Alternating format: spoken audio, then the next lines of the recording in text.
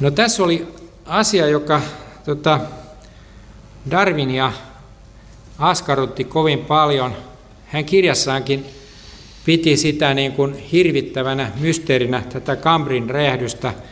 Eli Kambrin räjähdys tarkoittaa sitä, että kaikki eläinkunnan erilaiset rakennetyypit ilmestyy samassa silmänräpäyksessä.